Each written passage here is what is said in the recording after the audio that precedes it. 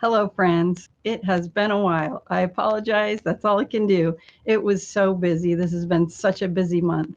I went to Education Week, and that was an experience. So I talked to several professors and historians. I would go to their presentations and then be able to talk to them afterwards, and had some good conversations and some not that great conversations. Well, I can't say that. Um, they were all good conversations, but some of the professors slash historians were respectful, and some were very condescending. And I don't even think they meant to be.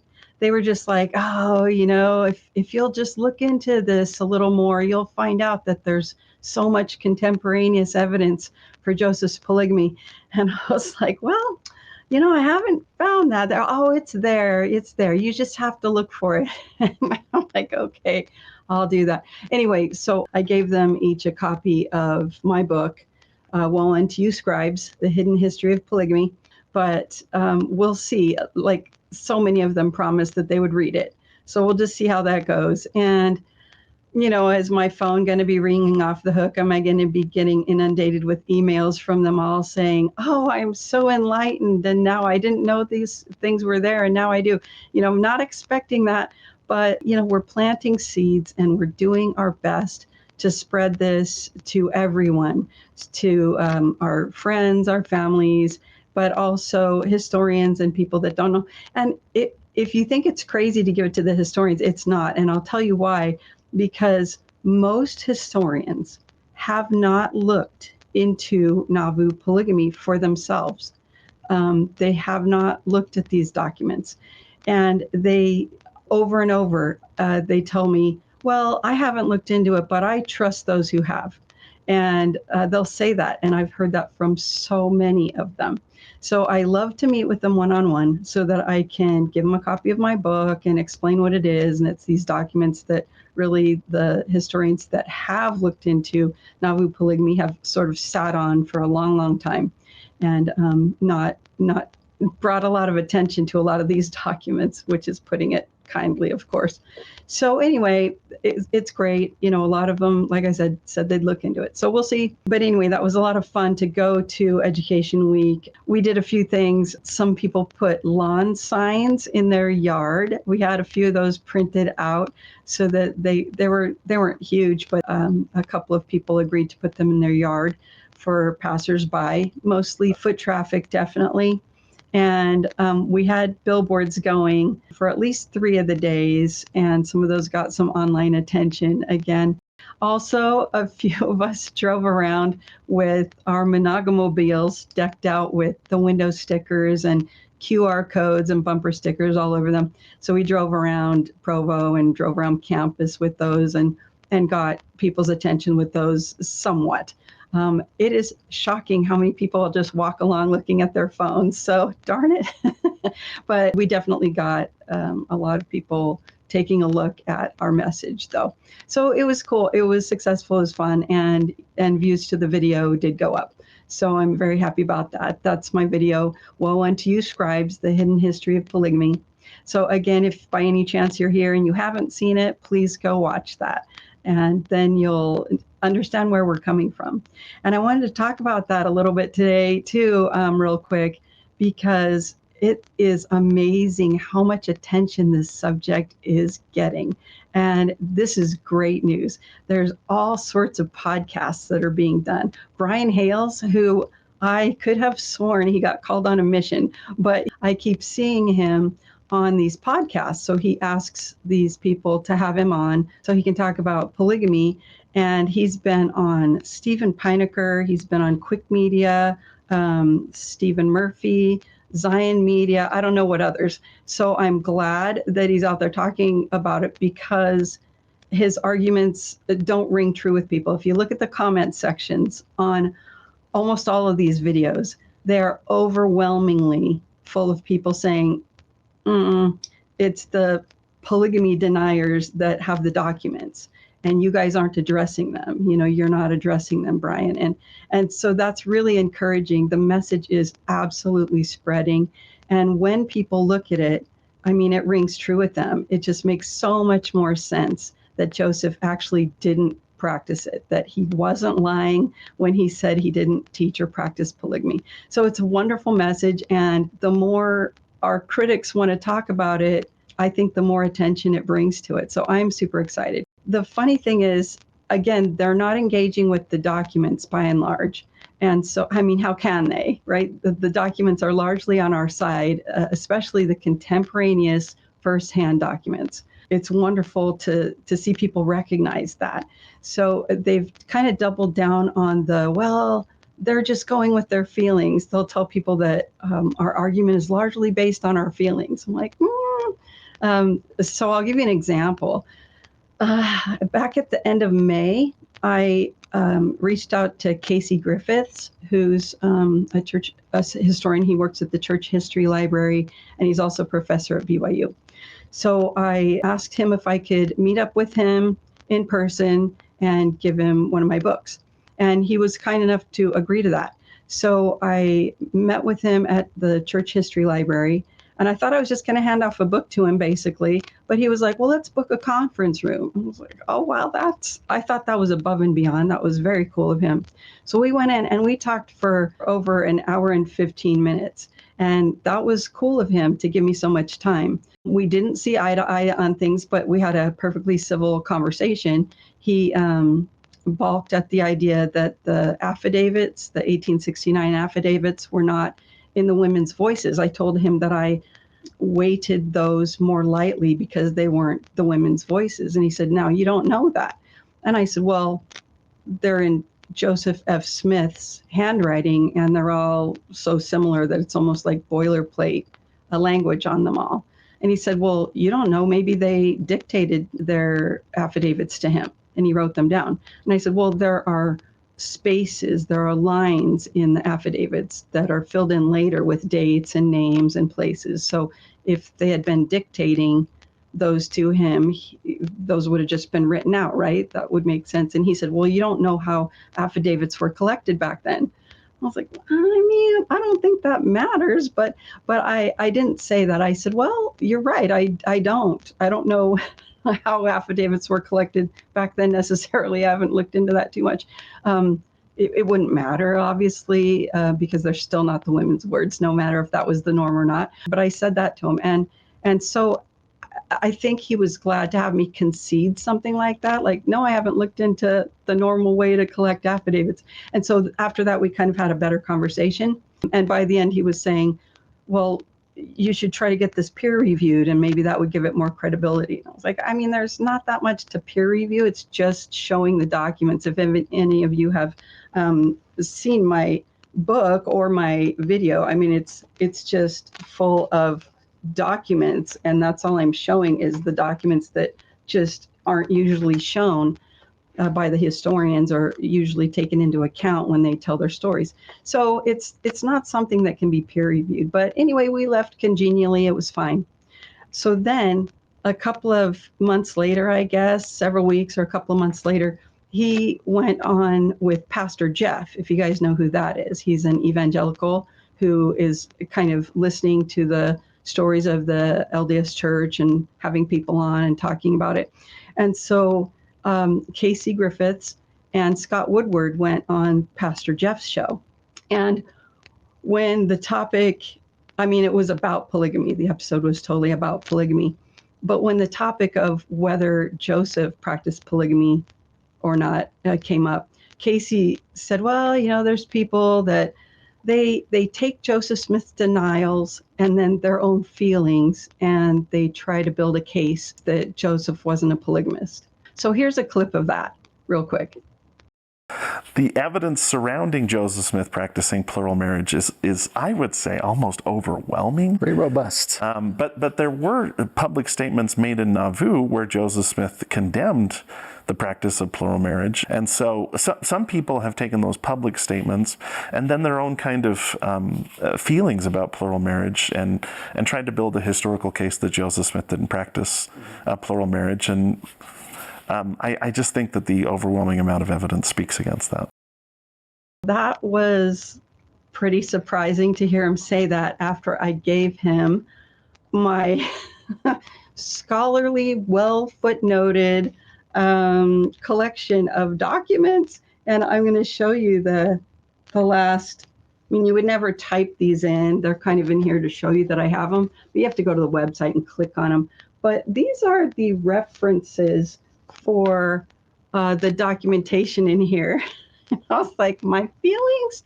So that surprised me. So what I did was Pastor Jeff, I was trying to find a church that he preaches at. Like if he was preaching at a church regularly, I wanted to go to the church and attend that and then give him one of my books at the end and tell him, there's another side to this. I couldn't locate the church that he preached at, but his address pops up. Everything's online, you guys. But anyway, his address pops up and he lives near me, like within, I'd say 5 miles. So I went over there and he was on the phone, but I talked to his sweet wife, Joy, at her door. And she was like, how did you get our address? And I was like, I was looking for your church, but I found your address. So I thought I'd pop over. Anyway, she was very nice. So I gave them a copy of the book and encouraged them to go watch the video. And it's interesting because a lot of their ideas are absolutely things that are found in the Book of Mormon and LDS teachings. For instance, she was on a podcast and I heard her talking about how we shouldn't shame ourselves when we do something wrong. Like of course we repent of it, but we shouldn't let that keep making us feel ashamed and guilty and this unproductive guilt. And I was like, yeah, that's in the Book of Mormon. When Alma is talking to Corianton, he's like, only let your sins trouble you with that trouble that brings you down to repentance. And that was awesome. So I pointed that out to her, that what she had said on a podcast that I'd heard her say that on, matched our scriptures. And she also made the point that when someone has had something terrible happen to them, you don't need to cheer them up necessarily. Sometimes it's just, you just need to listen to them and grieve with them. I was like, that's in there too. Mourn with those who mourn, is in our scriptures too, is in the Book of Mormon. So anyway, I shared a couple of those things with her. She was very nice, and she was very extremely nice for someone who's kind of just surprised at the door with this total stranger. So that was fine. Well, then Education Week rolls around, and on Friday, on the last day, Casey Griffiths and Scott Woodward taught a class on polygamy. And I was surprised. The first slide said, here's the best way to do history. Use contemporaneous accounts when you can, firsthand accounts when you can. Those are the best. Those are the ones we value the most. And then I swear, like 2 slides later, they had this quote about Joseph and polygamy, and it was a third-hand account. And they pointed it out. They said, now, we realize this is a third-hand account. And the room kind of chuckled because they had just said not to do that, and then they used one. But they said, but this is a reliable one, so it's all good. And it was so surprising. But the reason I wanted to say this is when I got to the class, I got there early, and I saw Casey up near the stage, and, we still had 10 minutes to go or something. So I was able to go up to him. And I walked up to him and I said, you are so busted. And he's like, oh, I remember you. And he shakes my hand. It's good. And I said, you did the Pastor Jeff interview after you talked to me, right? And he was like, yeah, that was the Pastor Jeff one, was pretty recent. I said, okay, then why did you tell him that we take Joseph's denials and then our own feelings and try to build a case for Joseph not being a polygamist? I'm like, did you think those 80 plus references in the back of my book were my feelings? Those weren't references to my feelings. They were actual documents. So, and he said, well, aren't your feelings involved in this? I was like, sure. I said, aren't your feelings involved in it? And he said, well, yeah, of course. And I said, well, how would you like it if I said, well, Casey Griffiths just takes a few documents and then his feelings, and he tries to build a case for Joseph's polygamy? And he said, that's fine. So it was just, it got a little silly. So anyway, again, we left congenially, and then they gave their presentation. So it's just interesting that they're sort of just trying to make it about feelings. And I'm like, you're doing that, but we're not. I mean, I'm certainly not. And Michelle Stone certainly didn't. And they accuse her of basing her work on her feelings or her opinions on her feelings when she did so much scholarly work. It's crazy how much. And every episode had the receipts, had the documentation, in the description box. And if she feels emotion about it, I think that's pretty natural. And since God himself says that the feelings of his daughters are very important to him, I think that's fair. But to say that the opinions and the work is based on our feelings is so inaccurate. And I know that's maddening, but let's not get mad. Let's make sure that we do, keep our emotions in check when we interact, so that we can, give scholarly reasons for why we believe what we believe. So please, in the comment sections to all these videos, which are great, and I have actually seen really good comments in these videos. And I have to again give another shout out to Gary Arnell. He is knocking it out of the park.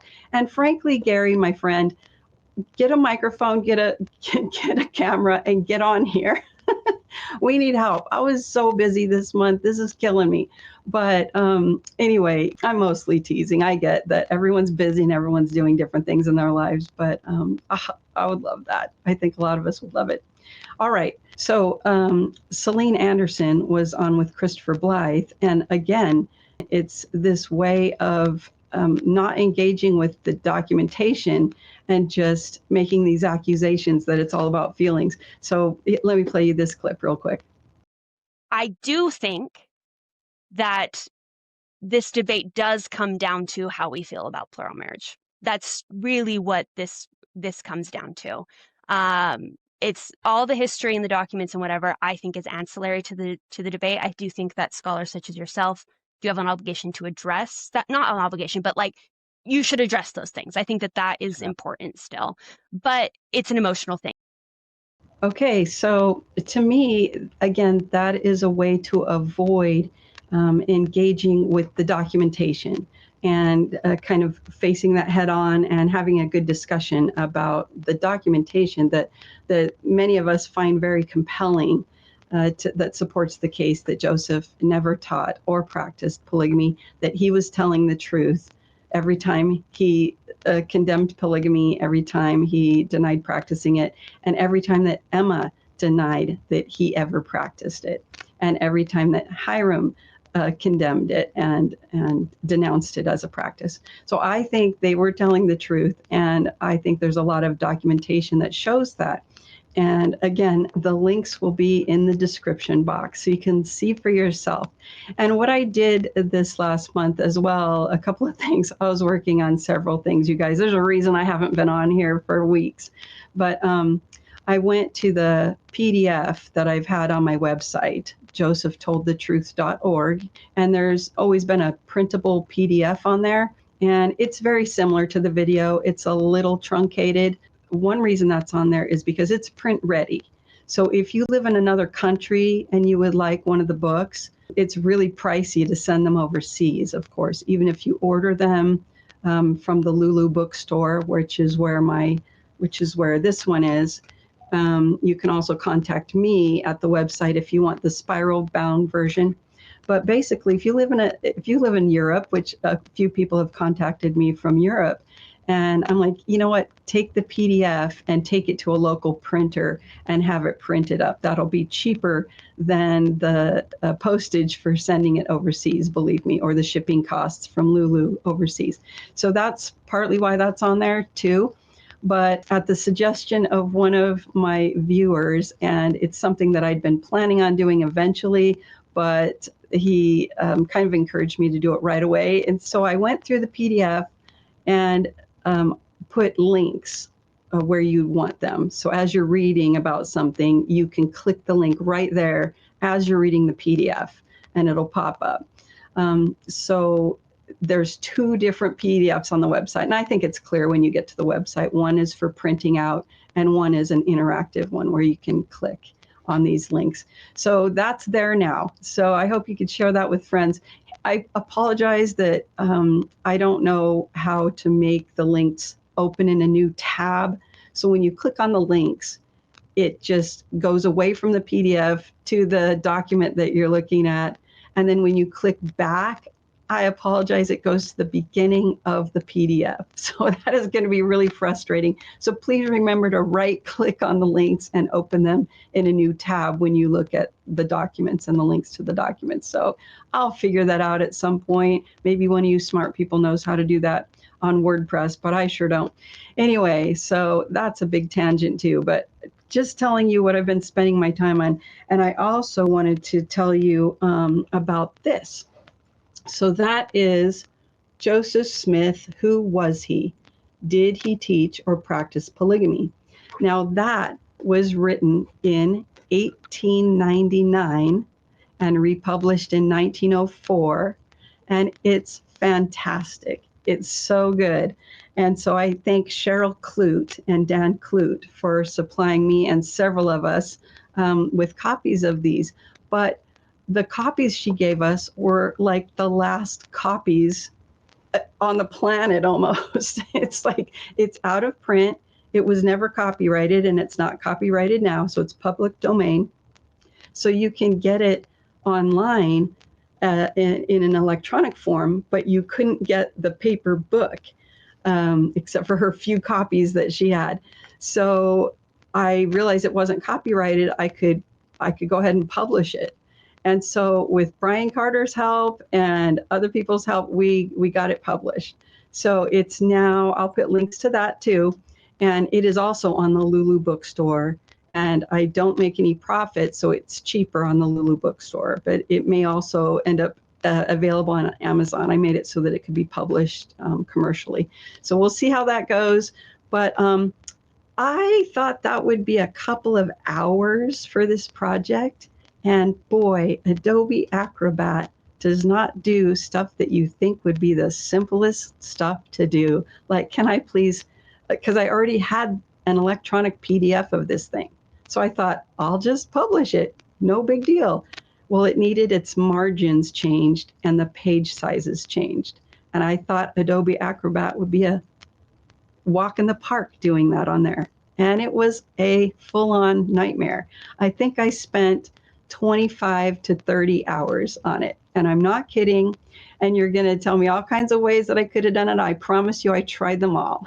And there are actual chat threads online saying it's amazing that Adobe Acrobat can't do this. And I sent it to a professional book scanning company for their help. And eventually they did give me some help. One of them did, or I wouldn't have been able to do it. So anyway, this is just a whining pity party right now that you've tuned into. I apologize. But that's what I've been doing. I have not been twiddling my thumbs. And I will, again, promise to try my best to get you more videos more frequently. Shorter ones, hopefully every week. We'll give it a shot and see how it goes. But a lot of things still need to be addressed. I've only done questions for Keith number 1, and I had about 1 million questions for Keith Erickson. So we'll try to get another questions for Keith version 2 out really soon. But just wanted to give you an update and let you know that these are not based on our feelings. Please check the description box. You guys, you historians, you critics, go there and watch the movie, watch my video. There's at my website are links to many other people who have created content that's well documented and well cited. So please go to those before you sort of argue or push back. Go read the PDF or look at the book or watch the video or something so that you can see all this documentation. And then you'll be better equipped to at least address your real concerns or where you differ with us. That would be fine. I don't mind that at all. I honestly do not mind if people disagree or if they still support polygamy afterwards, but they need to see, you need to see that there is another side of this that is based on legitimate documentation and is not our feelings. So though we do have feelings and we have tender feelings, as the Lord puts it, and he respects those and loves us and is glad that we have those tender feelings. He has said that in the Book of Mormon. So thanks again, you guys, and I will see you very soon.